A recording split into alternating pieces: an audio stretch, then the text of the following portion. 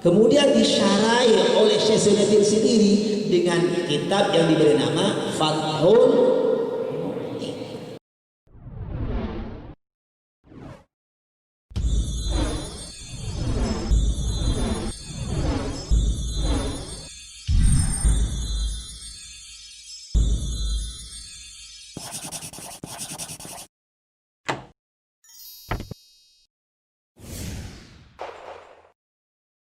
Memang saudara begini, kadang-kadang orang itu ngarang matan, orang lain yang ngarang syarahnya, itu ya. Nah, kadang-kadang orang ngarang matan, dia sendiri yang ngarang syarahnya. Contoh lagi kitab Manhajut Thullab. Saudara tahu Manhajut Thullab itu matanya Fathul Wahhab, dia yang ngarang Syekh Zakaria Al-Ansari. Maka dikaranglah kitab yang lebih luas lagi dengan merujuk kepada kitab yang pertama yang dikatakan syarahnya oleh Syekh Zakaria dengan nama kitab Fathul Wahhab. Jadi kitab itu sudah ada syuruh, ada mutun, ada hawashi. Ya, Anda kenal istilah-istilahnya ya. Ada syuruh, kitab-kitab syarah, penjelasan penjabaran agak luas dan detail terhadap kitab-kitab yang singkat, yang simple, yang singkat itu yang singkat, yang simple di situ. Ada mutun, ada syuruh itu. Jadi ada hawashi. Hawashi itu kitab-kitab hanya menjelaskan persoalan-persoalan yang tidak penting, atau menjelaskan persoalan-persoalan yang dianggap agak sulit untuk dipahami oleh orang, sehingga perlu diberi komentar-komentar. Namanya hawashi, saudara. Jadi hawashi itu hasyiah, kitab-kitab hasyiah. Biasanya itu tidak sesuai, artinya tidak mengikuti urutan mata. Hanya bagian-bagian kalimat yang dianggap penting dan agak sulit dipahami oleh orang baru dijelaskan oleh pengarang hawashi hasyiah ini. Di antaranya hasyiahnya kita Minhajul Talibin, yaitu Qalyubi wa Umairah itu. Seperti ini I'anatul Talibin, ini hasyiahnya Fathul Mu'in. Ini menjelaskan beberapa bagian-bagian yang dianggap penting atau dianggap sulit dipahami oleh orang, baru dijelaskan oleh pengarang kitab ya I'anatul Talibin. Karena ini hasyiah bukan syarah. Kalau syarah sebenarnya setiap kalimat, setiap paragraf dibahas secara agak luas, itu namanya hasyiah di situ. Tapi kalau hawashi itu hanya bagian-bagian yang mungkin dianggap sulit dipahami oleh banyak orang, sehingga perlu dikomentari lagi, agak diperjelas lagi di situ. Paham ya? Nah, ini kitab yang dikarang oleh Syekh Zainuddin Syekh Abdul Zainuddin Al-Maribari ini sudah, yaitu Qurratul Ain fi Muhimmatiddin. Wa hadza adapun kitab ini syarhun adalah merupakan syarah mufidun yang berfaedah ala kitab, di atas kitabku al-musamma yang diberi nama bi Qurratul Ain, dengan Qurratul Ain bi Muhimmatiddin. Jadi Qurratul Ain itu saudara, apa sih maknanya? Celapa mata. Celapa mata itu ibarat bunga, saudara. Sampurna. Mencelap mata itu kan bunga, apa sih gitu, jember mapera kabah bocah Qurratul Uyun, ya, bunga dekat mata. Makanya nyamai kitab Qurratul Ain sini sama bunga bermajember dekat apa ini. Qurratul Ain bihwadin yubayyinu, yang bisa menerangkan apa syarah al-murad terhadap maksud, wa yutammimu, dan menyempurnakan syarah al-mafad akan faedah, wa yuhassil, dan dapat menghasilkan opo syarah al-maqasid akan beberapa tujuan, wa yubizu, dan dapat melahirkan opo syarah al-fawaid akan beberapa faedah. Wasamaitu, dan aku memberi namahu kepada syarah ini bi Fathil Mu'in, dengan nama kitab Fathul Mu'in, membuka ya pertolongan, ya al-mu'in, ya yang bisa memberikan pertolongan. Bi Fathil Mu'in, dengan nama Fathul Mu'in. Bi syarhi Qurratul Ain, dengan syarahnya kitab Qurratul Ain bi Muhammadin. Wa ana, dan aku mema'an, wa ada pema'ana, dan aku as'alu, memohon aku Allah kepada Allah Al-Karim yang maha dermawan, Al-Mannan yang maha memberikan nikmat. Wa as'alu an aku memohon Allah kepada Allah Al-Karim yang maha dermawan. Ya saudara, Al-Karim ini ada berikan arti maha mulia, ada yang berikan arti maha pemurah. Silapa Al-Mannan yang maha memberikan nikmat. Ayya'umma, mudah-mudahan memberikan, mengumumkan, meluaskan Allah. Ayya'umma, mengumumkan Allah al-intifa' akan manfaat bihi dengan syarah lil khassati, bagi orang-orang tertentu, wal 'ammati, dan orang-orang umum, minal ikhwan, dari beberapa saudara.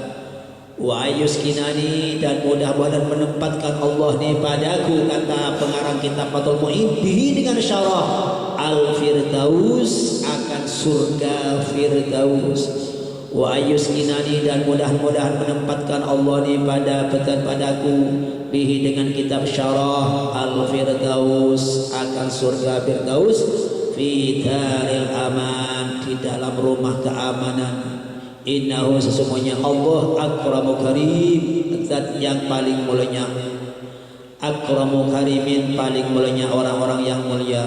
Wa arhamur rahimin, dan zat kasih sayangnya, paling kasih sayangnya orang-orang yang kasih sayang. Innahu, semuanya Allah akramu karimin, zat paling mulianya orang-orang yang mulia. Wa arhamur rahimin, zat yang paling kasih sayang daripada orang-orang yang kasih sayang. Bismillah, dengan menyebut nama Allah Ar-Rahman, yang maha pengasih, Ar-Rahim, lagi maha penyayang. Bismillah, dengan menyebut nama Allah Ar-Rahman, yang maha pengasih, Ar-Rahim, lagi maha penyayang. Wal ismu, adapun lafal ismu, mushtaqun, adalah diambil minas sumuwi, dari lafal sumur, sama yasmu sumuwan. Wa huwa, adapun ismu itu, al-alamatu al-ulu, wa huwa, adapun sumu al-ulu adalah makna ulu. Ulu itu makna tinggi, saudara. Ya, sama dengan saya alawi. Ulu itu asalnya mustaq dari alawi, saudara, tinggi ya. Mudah-mudahan tinggi derajatnya di sisi Allah. Amin Allahumma amin. Alawi, bukan alwi, saya alawi. Tadi suara itu yang kemarin itu salah itu. HM Alawi Asim saya. Jadi kalau Asim itu nisbat kepada jati saya. Jati saya itu Asim. Ya, sebenarnya kalau yang tertera di dalam ijazah awal SD itu ya alwi, tapi kan orang tua agak paham yang sebenarnya, saudara. Perlu direvisi, masa harus ikutkan kepada yang salah menurut saya ya. Jadi dia boleh saya semestinya Alawi Asim gitu. Ya, agar kita tafakul dengan nama yang benar, yang berasal dari Allah itu makna tinggi.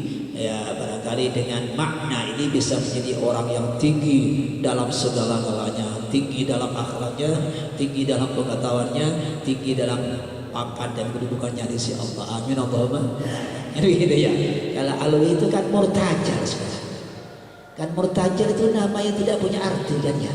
Kan ada alami mangkul, ada alami murtajal. Ngerti sampean masalah alami ya? Murtajal itu bahasa yang tidak Arabi istilahnya itu, non Arabic. Kalau bahasa akhirnya non Arabic. Ya bukan Arabi itu. Jadi kalau alawi itu memang bahasa Arab itu. Makanya ya memang yang tertera di dalam ijazah yang begitu, saudara. Begitu.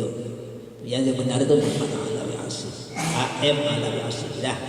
Wal ismu, adapun makna lafal ismu mushtaqun adalah diambil minas sumuwi, dari lafal sumuwi. Wa huwa, adapun sumuwi itu al-ulu, makna tinggi, minal wasfi, tidak dari lafal wasfun. Wa huwa, tiding wasfun itu al-alamatu, makna tanda atau terdengar. Ini saudara, ini membahas masalah bismillah. Bismillah dengan menyebut nama Allah Ar-Rahman yang Maha Pengasih. Lafal ismunnya itu saudara terjadi perdebatan di kalangan ulama bahasa. Ini ada dua kelompok, ada kelompok Basriyin dan kelompok Kufiyin ya. Kalau ulama-ulama Basariyun mengatakan ismun itu berasal dari sumun, berarti ini ada huruf yang terakhir yang dibuang minal asma al-mahdufatil a'jas, termasuk isim-isim yang dibuang huruf terakhirnya karena sumun. Jadi kalau sumun, kalau dibuang wawunya sumun dan begitu. Kemudian ditambah dengan hamzah wasal sebelumnya, maka manakala disambung dengan kalimat sebelum nah itu. Jadi dari lafaz sumun sama yasmu sukuan, dan ini saudara kelompok-kelompok yang mayoritas mengatakan bahwa ismun berasal dari sumun, tidak dari wasmun. Ada ulama minoritas, dan ini dari ulama-ulama Kufiyun, bahwa lafaz ism itu dari wasmun yang bermakna alamah, tanda, tatenger, indikasi. Dan ini ya yang lebih sedikit, pendapat ini lebih lemah, dan yang paling banyak itu ulama mengatakan adalah lafaz ismun berasal dari sumun. Karena satu bukti ketika lafaz ismun dibina taswir di surat tafsir menjadi Sumayyun, bukan Waisimun, bukan. Mestinya kalau wasmun itu Waisimun, tapi Sumayyun. Dan jamaknya ismun asma, kan begitu ya, ismun asma. Kalau wasmun bagaimana jamaknya? Ya, makanya ulama mayoritas mengatakan bahwa lafaz ismun berasal dari sumun yang berarti tinggi, tidak dari wasmun yang berarti tanda atau tanda. Ya saudara, kita ingat bahwa dalam persoalan ilmu memang tidak ada yang pasti, saudara. Mesti ada apa ya, ada perdebatan, ada polemik, ada perbedaan-perbedaan, memang ada. Selama tidak ada nas yang nyata, tidak ada dasar langsung konkret dari hadis dan Al-Quran, pasti ada beberapa pendapat-pendapat dari kalangan ulama, karena mengandung ya interpretasi-interpretasi yang memungkinkan melahirkan pendapat yang berbeda-beda. Paham ya? Jadi perbedaan itu sesuatu yang wajar. Nah, cuman ada kelompok mayoritas, ada kelompok minoritas. Ya tentunya lebih kuat yang mayoritas. Ayo kita lanjutkan. Wallahu adapun lafal Allah. Wallahu adapun Allah ilmun adalah sebuah nama lizat, bagi zat al-wajibil wujud yang wajib adanya. Allah itu saudara sebuah nama bagi zat yang wajib adanya. Kita tahu sesuatu itu ada dua, ada dan tidak ada. Ya, kita belajar tauhid kan? Sesuatu yang tidak ada itu sudah ada dua juga, ada yang wajib, ada yang jaiz. Paham? Berarti sesuatu yang tidak ada yang wajib, artinya tidak ada wajibnya, berarti muhal adanya kapanpun. Betul. Tapi kalau tidak ada sifatnya jaiz pada satu saat akan menjadi ada. Contoh anaknya kalian, anaknya santri kan tidak ada sekarang, tapi itu jaiz tidak adanya. Paham? Pada satu saat akan menjadi ada. Tapi kalau tidak adanya sekutu bagi Allah, tidak adanya istri bagi Allah, itu sesuatu yang wajib, selamanya tidak akan pernah ada, karena itu muhal. Paham? Jadi tidak ada itu ada, tidak ada yang wajib, ada tidak ada yang jaiz. Sama halnya pula ada itu ada dua, ada itu jaiz, ada itu wajib. Selain Allah, sesuatu yang ada adalah jaiz. Bisa tidak ada, bisa ada, bisa berubah, berkembang dari tidak ada menjadi ada menjadi. Tapi kalau adanya Allah, selama namanya ada, karena keberadaan adanya Allah memang wajib. Paham? Jadi adanya Allah itu wajib. Adanya kita jaiz, karena satu saat kita akan sirna. Adanya dunia jaiz, sirna. Adanya surga jaiz, sirna kalau dikehendaki oleh Allah di situ. Pokoknya setiap yang ada selain Allah itu biasanya jaiz, hukumnya jaiz. Hanya yang wajib adanya adalah Allah. Paham saudara ya?